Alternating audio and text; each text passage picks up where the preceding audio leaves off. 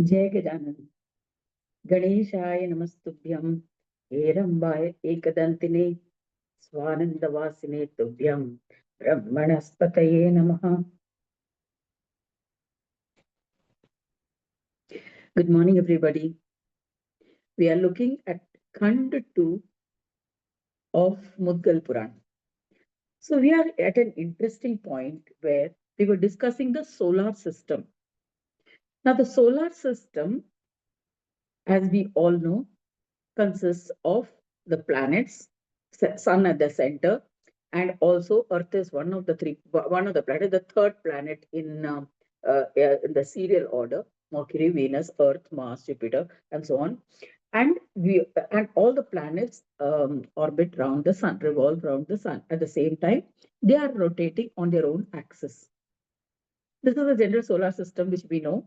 Plus, apart from this, we have the nakshatras, constellations. Today, I'm going to reveal a certain discovery which even I discovered just this morning. Now, here we know of the solar system as the sun around which the planets rotate, and everything, the seasons, the time, the calendar, everything is revolving around the solar system. Now, yesterday I had mentioned the chariot of the sun is 9,000 yojanas in length. The chariot of the sun is 9,000 yojanas. One yojana is 13 kilometers. Its axle is 18,000 yojanas in length. Axle is when in the chariot, there is one kind of a rod which is stuck, which is extended from the chariot. That is 18,000 yojanas in length. From Dhruva, the Dhruva star, which is to the north of the sun, from Dhruva, the axle is presumed to be at a distance of 100,000 yojanas. Okay.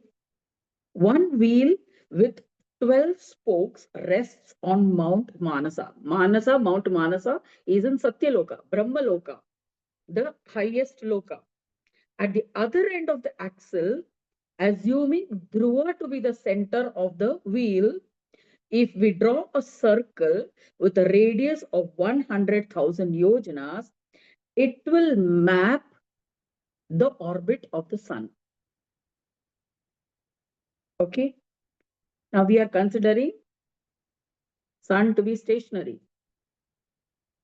Now here it is mentioned 100,000 yojanas of the Dhruva, around which the sun's orbit is there. So now you are going to come into an interesting discovery of this entire solar system, this cosmos as such. These 12 spokes represent the 12 rashis, zodiac signs. Gayatri is one of the seven, and a chief horse yoked to the chariot of the sun, which has 7 meters, or 7 horses are there to the chariot of the sun. Okay, so far this much we have seen. This is of the solar system, and we saw the Manasa mountain. To the east is Indra, to the west is Varuna, to the north is Kubera, and to the south is Dharmaraja. So to the east is the city of Amravati, that is of Indra, and in the southern direction is the glorious city of Sanyamani, and in the west is the Sukha, to the north is Viva. The sun during its orbit would illuminate the various cities of the gods sequentially at dawn. That is here the sun's orbit, in the sense that is when the sun rises to sunrise to sunset. At dawn, Mahendra's city, Amravati, it will start. Then in the afternoon, we come to Yama. In the evening is Varuna. Night is Kubera. And that is how we saw how we do the Sandhya Vandanam when we are breathing through both the nostrils. That is when we are in the central nadi or the Sushumna nadi. Okay. So this was what we had discussed yesterday. Today, we will see an interesting thing. 12 Suryas emerged from the Amsha of the divine Ravi. So if we consider sun as Ravi, who was the original Amsha of the Supreme, there are 12 Suryas. They ride their chariots. So I told you that this is a wheel which is attached to the Dhruva Nakshatra, Dhruva, which is the pole star.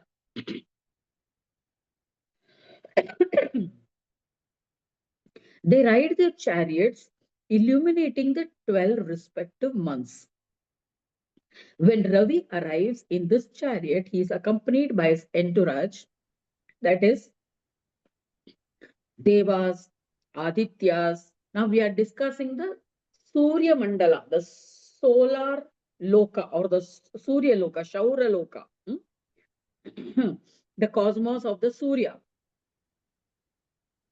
He is accompanied, he has his all his people in his kingdom or in his loka. There are Devas, Adityas, Munis, Gandharvas, Apsaras, Charioteers, Gramani, that is who is a Yaksha, Sarpas, serpents, and Rakshasas. Just like every other loka, there are human beings, Devas, Rakshasas, Sarpas, Nagas, and everything. So also in the Saura Mandala, in the Surya Mandala, Saura Mandala, also there are all of these living beings.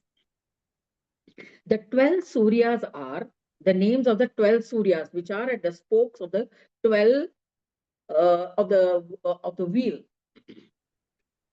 Dhata, Aryama, Mitra, Varuna, Vivaswana, Shakra, Pusha, Parjanya, Anshu, Bhaga, Twasta, and Vishnu. Now, normally, we are all familiar with Vishnu Purana, Shiva Purana, and this, but we rarely have delved into the Shaura Loka or Surya Loka or anything to do with the deities in Sauraloka. But there is in Ahmedabad, in Gujarat, there are people who are Shauryas, that is, who are follower of the Surya as the supreme.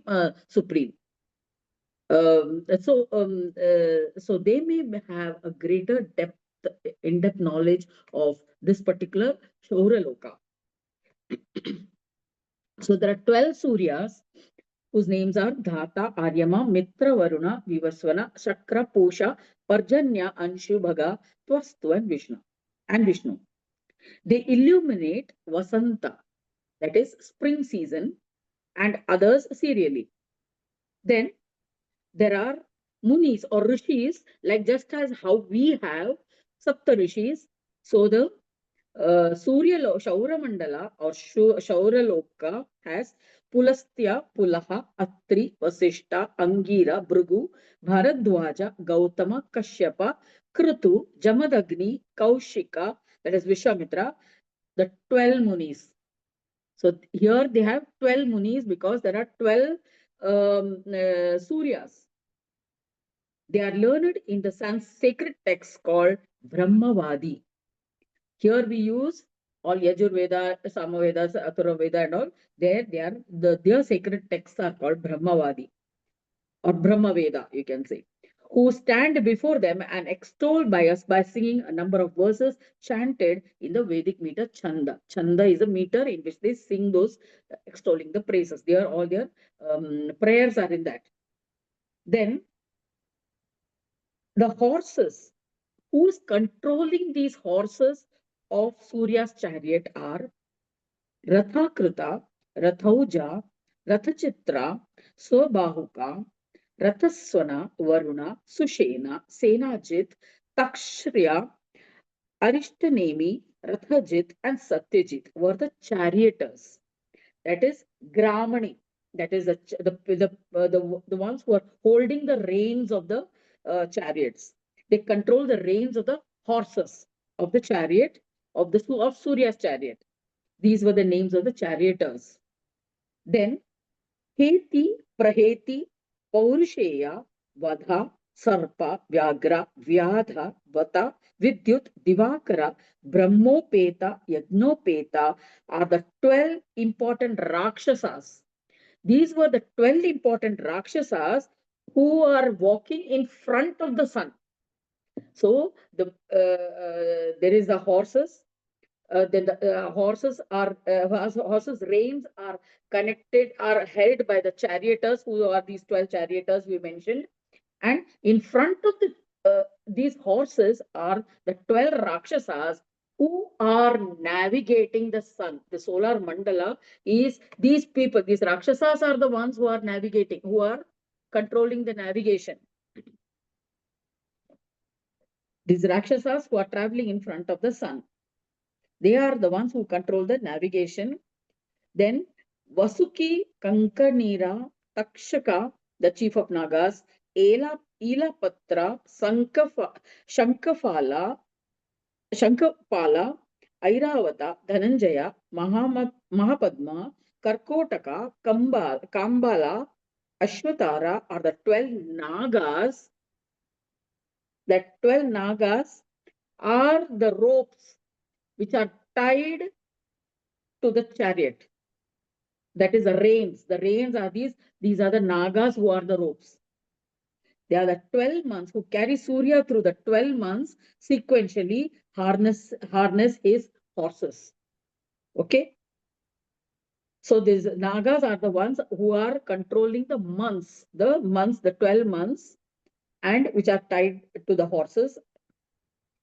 Then Tumbaru, Narada, Haha, Huhu, Vishwavasu, Ugrasena, Vasuruchi, Avivasu, Chitrasena, Ornayu, Dhritarashtra, and Suryavarcha are the 12 Gandharvas, celestial musicians who are playing music in the Surya Mandala.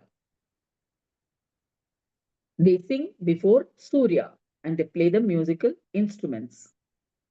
Then you have Ghanastani, Rambha, the famous Punjika Sthali, Menaka, Sahajanya, Pramlocha, Anumlocha, Dhritachi, Vishwachi, Urvashi, Purvachitti, Tilotama, who are all the Apsaras who are dancing and they are performing the Tandava and other dances during the spring and other season to entertain Surya.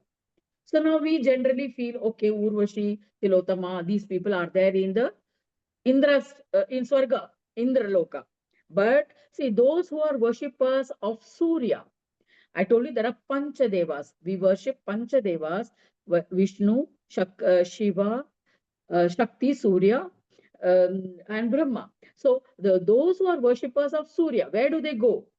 So if when they reach their highest level, Brahma Bhuyatva, that is going through the Sampragnat Samadhi, Asampragnat Samadhi, the various stages of Samadhi, when they attain union with their supreme deity, that is Surya, they will go to Shauraloka, and in Shauraloka also you will find all these Urvashi, Narada, all these people, the musical instruments, the dances and everything for enjoyment. So the enjoyment, the pleasures for punya that you gain out of good karma that you do on earth, you will get the enjoyments in all these respective lokas, and there also the same kinds of enjoyments are there.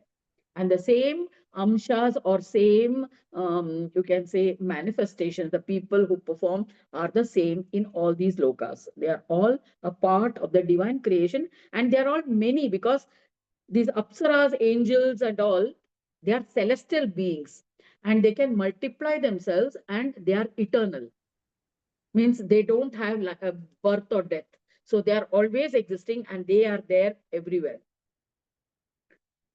So in this way, the different gods stay with the lustrous Surya for 2 months each and amuse them. And amuse him. So Munis extolled his praise with their compositions sung in with faith and devotion through stotras and all. They compose and they sing the praise in front of Surya. Then Gandharvas, the celestial musicians, they play the musical instruments, and the Apsaras, they perform the dances. So now you can imagine the five Pancheshwaras and that your favorite deity, which we do Panchayatana Puja, we all do in India nowadays.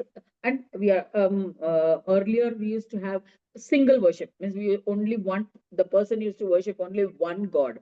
But many are smartas. Smartas are those who worship this, who do this Panchayatana Puja. So in a Panchayatana Puja, you have your favorite deity in the center. You'll perform the puja first. Of course, first is Ganesha. Ganesha is uniform. So once Ganesha is performed for removing obstacles and all, and then you perform this puja of the god in the center, and then you have the other deities in the four places, four sides, who perform, whose puja is also performed, may not be so much in detail as the puja of the god or the deity, your favorite deity in the center. So this is the Panchayatana Puja, which is generally performed by many in India. Of course, there are people who do only worship of Shiva, only worship of Vishnu. That also is there.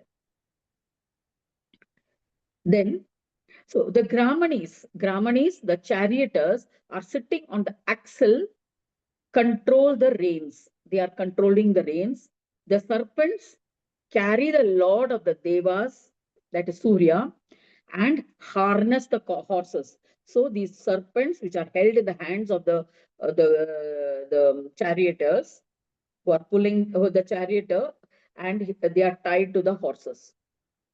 Rakshasas navigate. Means Rakshasas, they are the ones who will decide which direction to go, or they find a way. Valakilyas accompany the sun from sunrise beyond the mountains to sunset behind the mountains.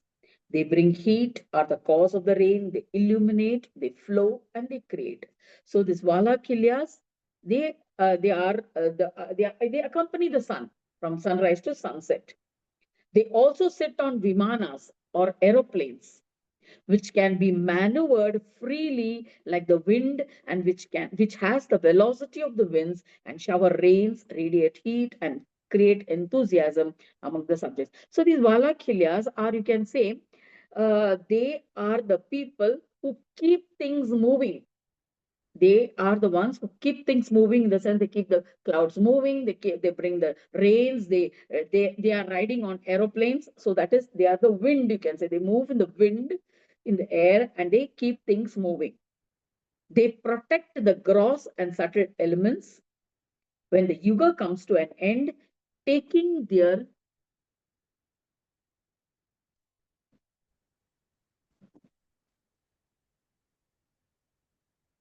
taking their um, they protect the grass and subtle elements when the yuga comes to an end, taking their form. The Surya shines daily.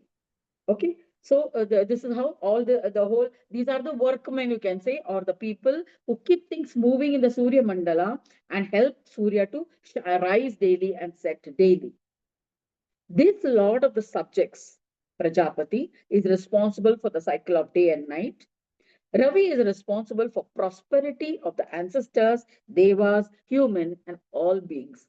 So Prajapati, or the Lord, the king of all these devas, he is responsible for keeping the Surya Mandala moving day and night, day in and day out, through every day. So clockwork precision, sunrises, sunsets.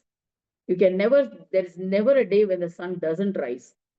So, and Ravi is responsible for and Ravi is that god or deity to whom we pray or we make offerings which are taken to the ancestors. We do pitru, that is, we do shraddha and things like that.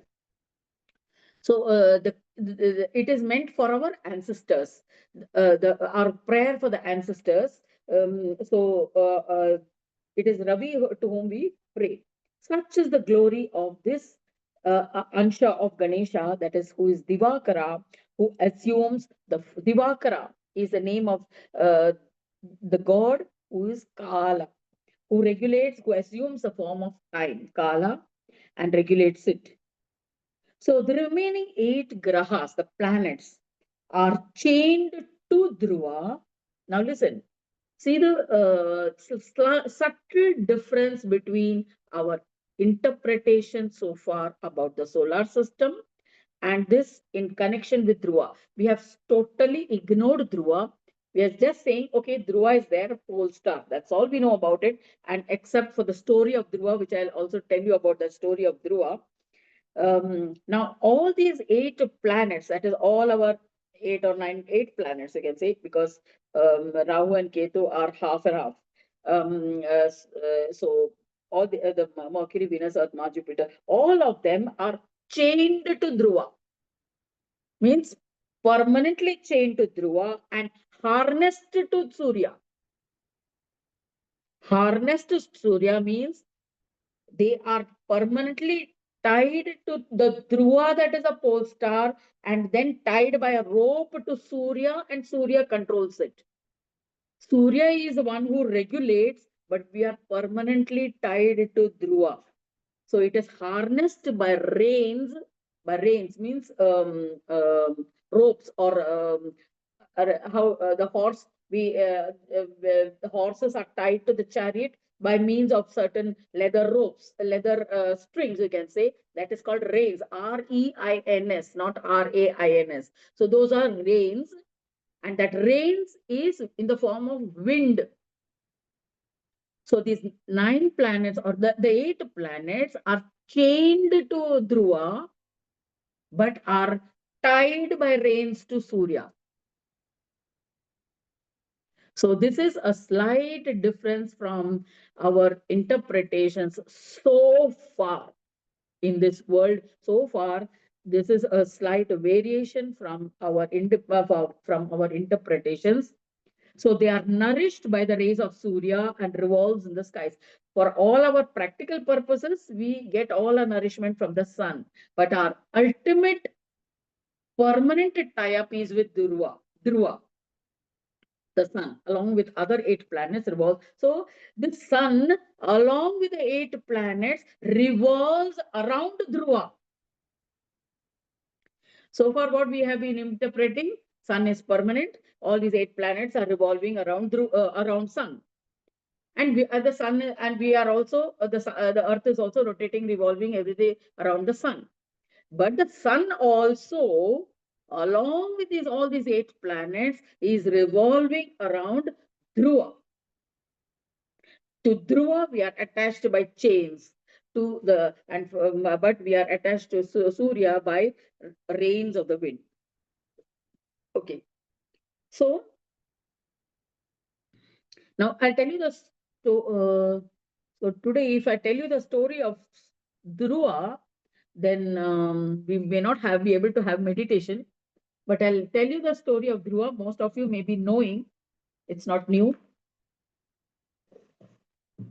Dhruva was Swayambhu Manu's. Swayambhu Manu, we know he's of Manu, of son of Brahma. Brahma had 2 sons, Priyavrata and Uttanapada. Priyavrata, we have seen all the 7 lokas and everything. Priyavrata's sons whom they married and everything, and their children, everything we saw. Now the other son, Uttanapada was also equally righteous and ruling and everything. Now Uttanapada had 2 wives, Suruchi and Suniti. Suruchi gave birth to Uttama and Suniti gave birth to Dhruva. So these are the 2 sons. Now we saw that in the Priyavrata, the first son of Brahma, Swayambhu Manu, we saw that he had 7 sons, and who were the lords of each of these lokas, Bhuloka, Bhuvarloka, Suvarloka, Maharloka, all that we saw. So now the other son, Uttanapada, see how great he is. He had 2 wives. He had the Suruchi gave birth to the eldest son, who is known as Uttama, and the second son was named as Dhruva. Now the story goes like this. This king Uttanapada, he preferred the first wife, that is Suruchi. He was more in favor of Suruchi, and so that her son Uttama had greater liberty with this king. So Uttama used to go and sit on the lap of this king, Uttanapada, and play and everything as a small child.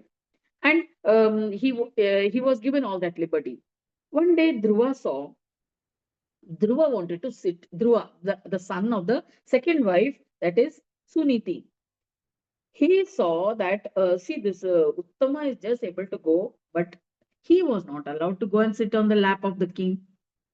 So because he was told that the elder wife, that is the first wife, that Suruchi, Uttama's mother, Suruchi used to tell, listen, Dhruva, you are unfortunate. You are unlucky that you are not born from my womb.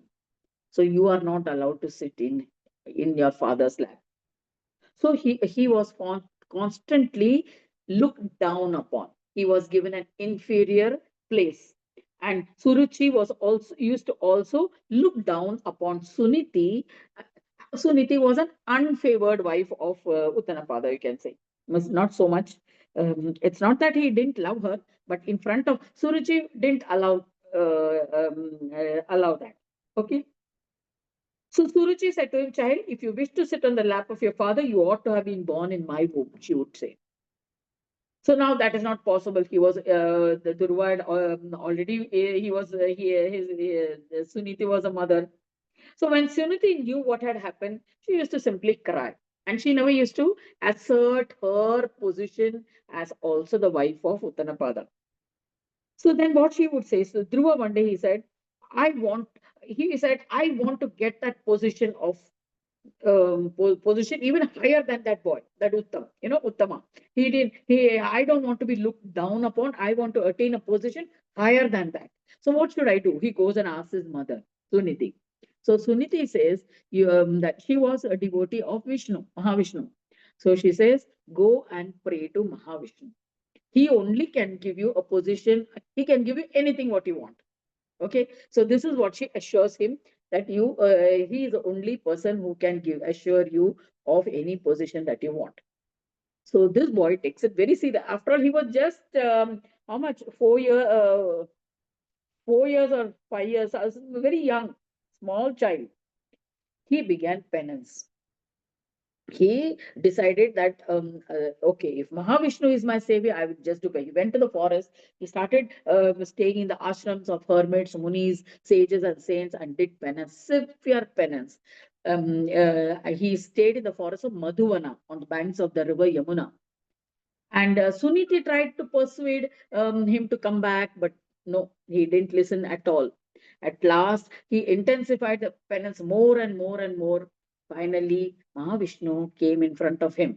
Mahavishnu appeared before Dhruva, and Dhruva requested for a lofty and eternal place for him. So Dhruva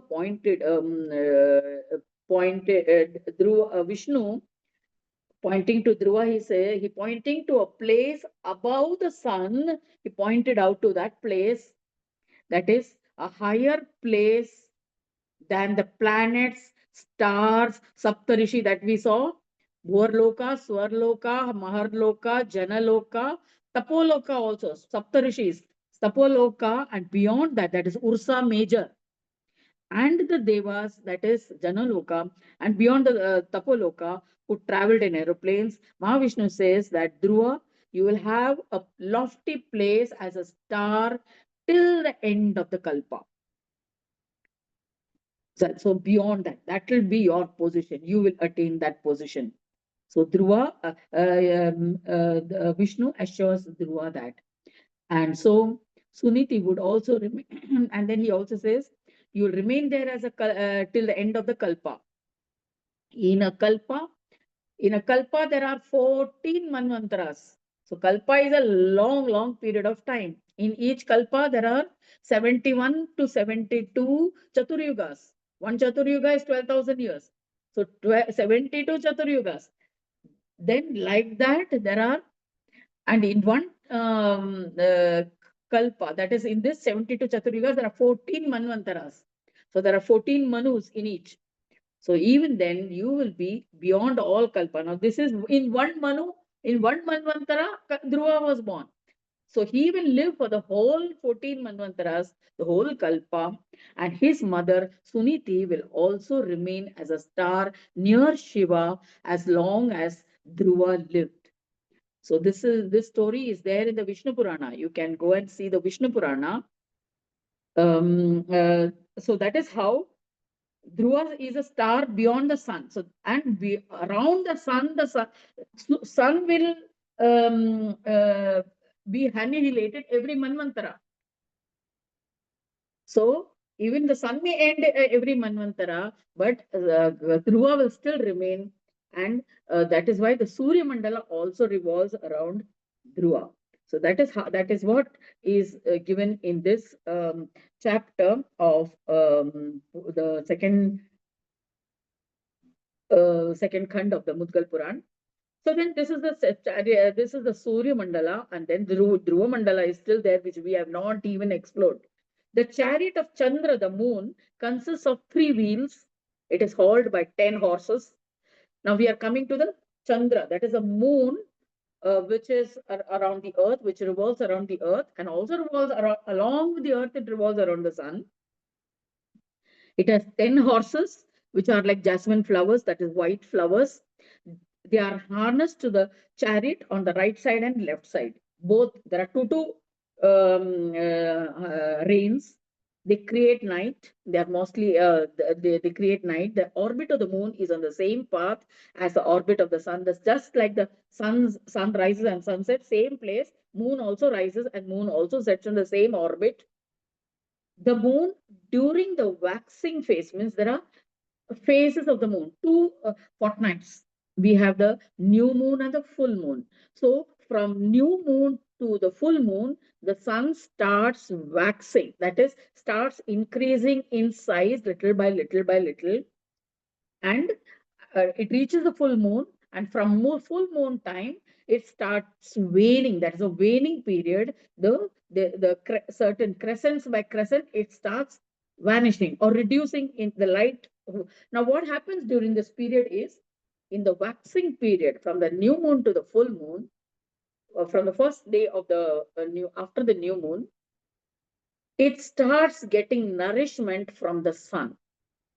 The moon, that crescent portion of the moon, starts getting nourishment from the sun. Means the sun's rays falls on the moon during the waxing period, and during the waning period, little by little, the energy of the sun goes to the other devas. The devas absorb those energy of the moon. Means there is no sun's rays, so that portion of the energy is taken away by the Pitras, that's the ancestors. Ancestors' food they get during the waning. By the devas take it during the waning period, and on the full moon day, on the new moon day, Amavasya day, we perform the Amavasya Tarpanam. We do the Amavasya Tarpanam.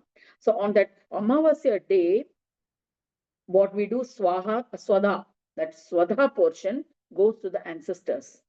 So on that day, new moon day, there is neither the devas get anything, nor the human beings take. During the waxing period, the nourishment is taken from the sun and passed on to the plants, human beings, and everything on earth.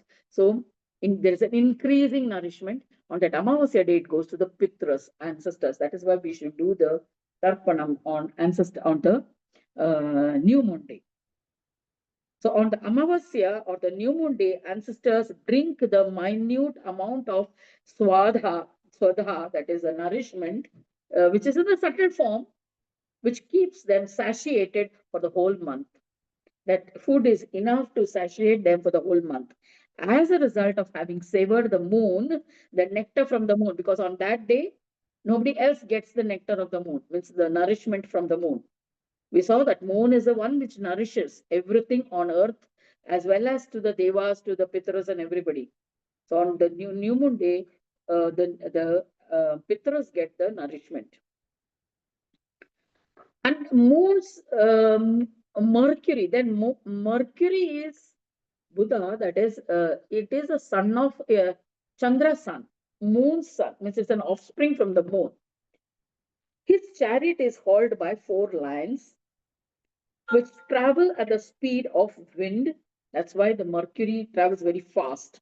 It has the speed of revolution of the Mercury around the sun itself is, I think, 72 days or something like that. Something very, very less, very fast. The chariot of Venus, the Shukra, the next one. So now we are talking about the chariots of all the planets. We saw the sun, the moon, the Mercury, then chariot of the Venus. Next is Venus, Shukra. It is made of gold and it is hauled by 8 horses. Okay, it is hauled by 8 horses. Mercury has 4, which is 4 lions. The chariot of the next is Mars. Mars Mangal is hauled by 8 rams. Rams pull the chariot of Mars, and it is hauled by 8 of them. Then the next is Jupiter, that is Guru. It is golden in color and is hauled by 8 horses who are red in color. The chariot of the Saturn, Shani, it is made up of iron and is hauled by 8 black vultures. 8 black vultures haul the chariot of Shani Devata, Shani, Saturn. Then you have Rahu and Ketu, Uranus and Neptune. Rahu's chariot is yoked to black lions. The chariot of Ketu is pulled by pigeons. So these are the chariots. Pluto is the latest discovery. It doesn't come under the solar system. So Pluto is not considered as a planet according to the planet of Surya Mandala. I've described the chariots of all the 9 planets. All are chained to Dhruva. They are chained to Dhruva by a cord made of wind, Vayu. The grahas, planets, nakshatras, that is all the constellations, tarakas, taras, stars, are always supported by Dhruva. Dhruva is also orbiting, but the solar system orbits it. Solar system orbits around Dhruva as though reined to it by a thick cord in the form of Vayu. Vayu is the chain is made up of air or Vayu, wind. Oh, Prajapati, Daksha Prajapati, that is Mudgalacharya is telling the story of the Surya Mandala to Daksha Prajapati. We are all Dakshas here. This astrological wheel revolves in the cosmos. It is supported by Dhruva. Thus ends the 13th chapter of the second Khand of the Puran Upanishad, Srimad Mudgal Puran, describing the legends of Ekadanta. This was during the manifestation of Ganesha as Ekadanta. So, as Ganesha's ansh of Ekadanta was this aspect of Sauramandala. Or Shauraloka, where Dhruva is the star. And Dhruva was a star which was formed later. Remember, okay, this was when the Swayambhu Manu, Surya was already there as one of the Panchadeva Devatas. And Dhruva, because of his prayer to Mahavishnu, he was installed beyond Surya. This was in the after Manu was born.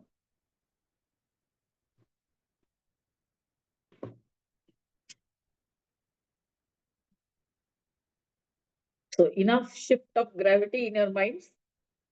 Gravitational, I mean, the point of gravity, total shift in our whole concept of visualization of this whole cosmos.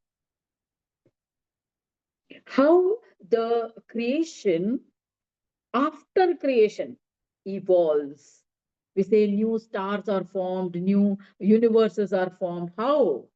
Where is the record for that? Anybody has लिख के रखा है क्या? लिख के रखा है. It is written not now. It was written so many yugas ago. And we still, even before Jesus Christ, the three magi's, who came seeing the pole star, means they came searching for the crib of where Jesus was born, in the stable where Jesus was born, who was lying in the stable on a crib, that is on a cradle, we can say, or on the grass, dry grass, on the three magi who came to pay gifts, who give gifts to that child, holy child, they were guided by Dhruva, the pole star. And according to the direction of the pole star, they came right up to the place, Bethlehem, where Jesus was born. So this was always there, already there. So it is not a new thing, a new formation. It was already formed. So there is a path of evolution even at the cosmic level. It keeps forming according to all these vibrations, or you can say according to all the push and pull and of all the planets, the heat, the wind, and everything. So new stars are formed, new uh, uh, well, it also depends on the evolution. It ultimately, it's all based on evolution, because Dhruva, as a child of Manu, he prayed, he did penance, he wanted those additional powers, or a place in this solar system, or in this cosmos. So he got a position. So it all depends on evolution, how much effort is taken by an evolved being to attain that level. They say Buddha and Mahavira, they are not incarnations, but they are evolved beings from human, right from the smallest. As a human being, they evolved little by little, little by little, and to attain the level of a Buddha or Mahavira. So they attained that levels. So that is almost like a divinity. They had attained divinity, and the people who worship them, or who believe in their teachings, they have formed religions of them. Jain religion, Buddhism is a religions evolved out of their teachings, out of their influence of their ideologies, or their what you can say, um, uh, what is that? Their rules, or rules of living, their code of conduct, and all those things. Accordingly, they follow those codes of conduct, different codes of conduct by different people, and they make it as a religion, a kind of a uh, system to follow. Okay. Well, so this is the story of this world, this universe, one aspect of it. We shall continue this now. What is how many minutes we have? Yeah, we have another 15 minutes more. So we'll reflect on this for the next 15 minutes, on the very vastness of this universe, and how tiny we are as we sit in our own homes, as we come back to our lives, our physical body, this complex equipment, mind, body, intellect, spirit, consciousness, all of them integrated into this package, which we call ourselves by whatever name we are identified with. And for us, this is the world.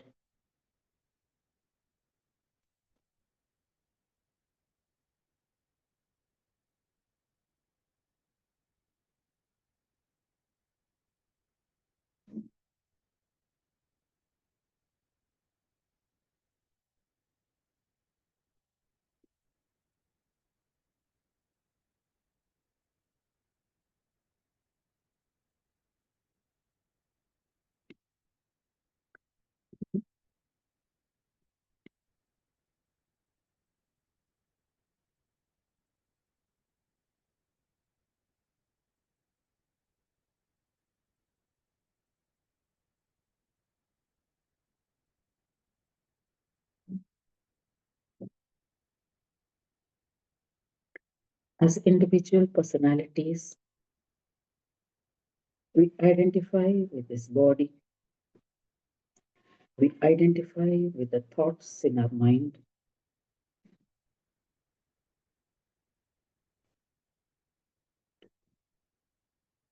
and we come to conclusions and judgments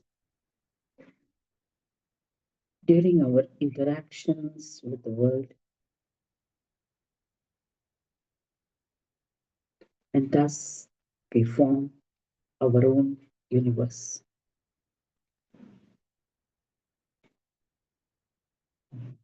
We live in this universe of our own.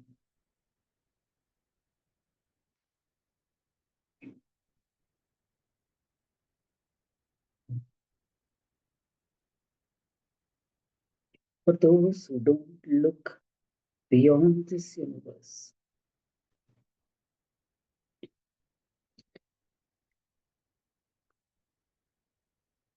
and live in the old universe of their own creation,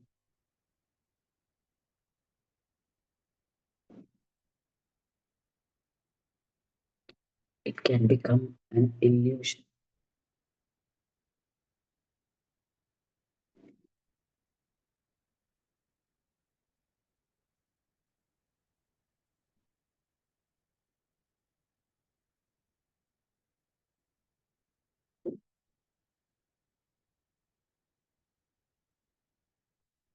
Maya is the force that drives these illusions. Maya is a name given to that force that spins illusions that are enchanting, attractive, and gives all kinds of pleasures to keep us bound to that illusion.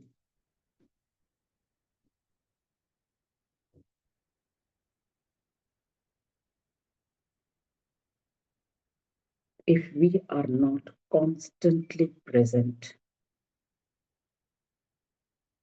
and aware of this illusion, it's easy, very easy to succumb to this illusory bondage.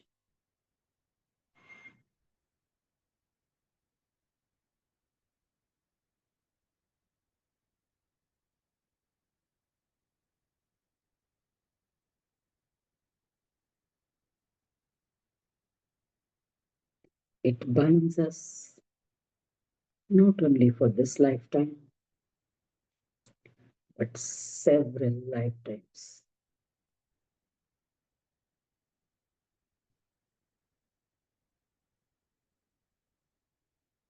So the only solution is just be present. The present is the gift you give to yourself for being present.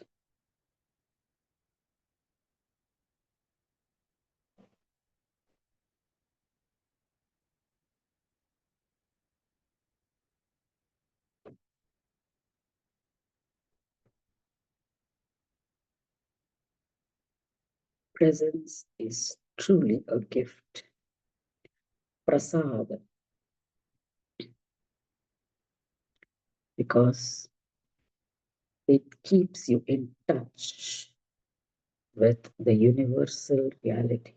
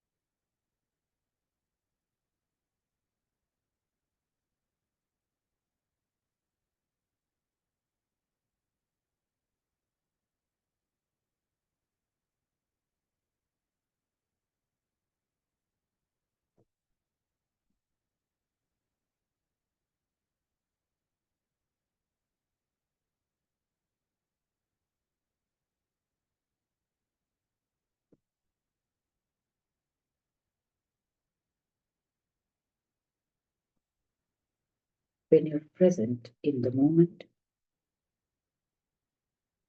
you not only hear with your ears,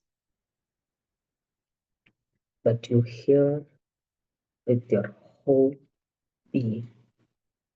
Every cell in your body listens.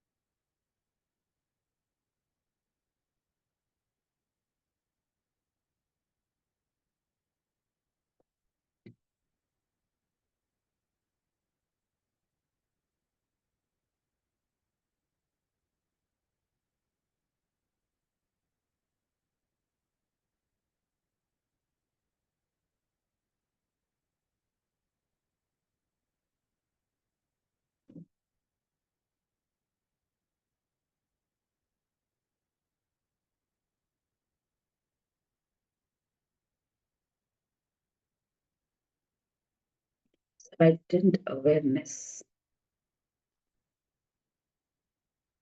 You feel fully present.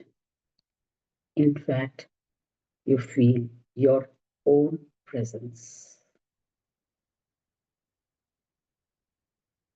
Not be in the presence, but you are the presence itself.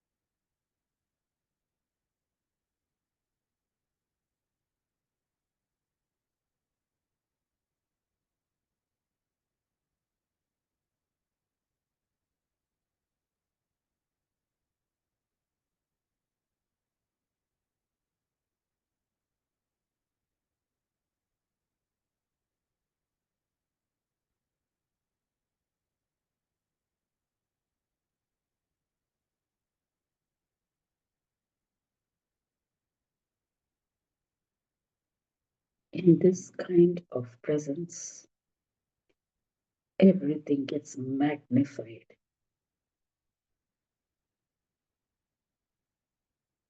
Feel that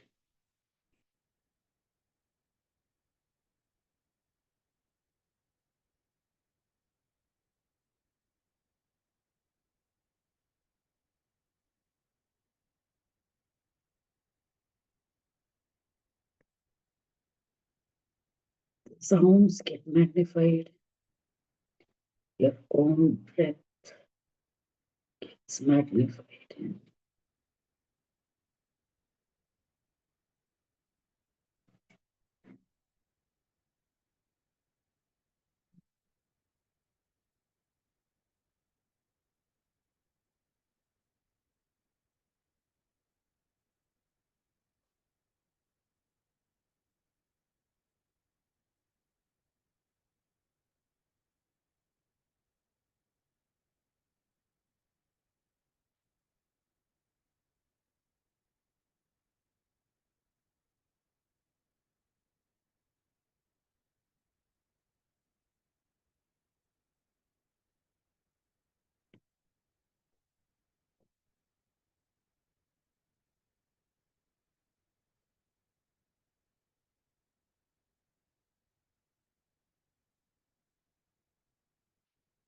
Feel the sound of your breath as it passes through your trachea,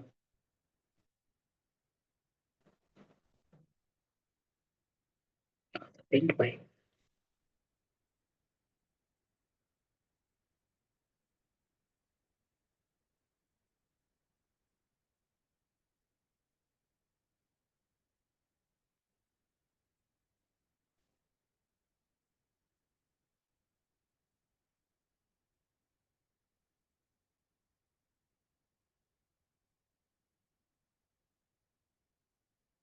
It's as though you're breathing through your whole Sushumna Nadi,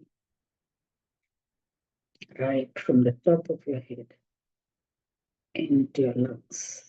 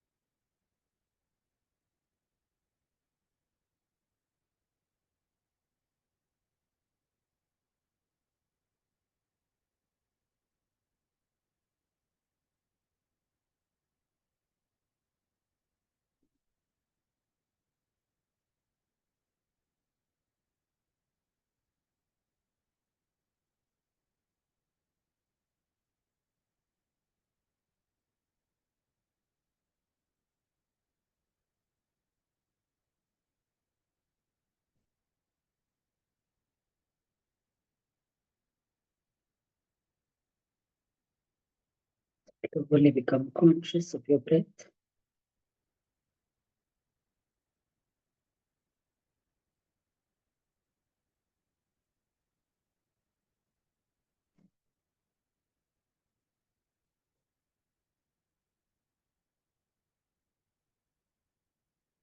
Wiggle your fingers and toes.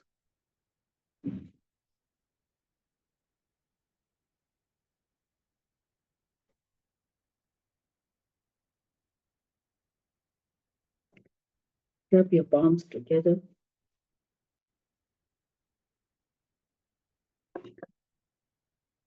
of your palms, place it on the eyes, and gently rubbing your face. Open your eyes.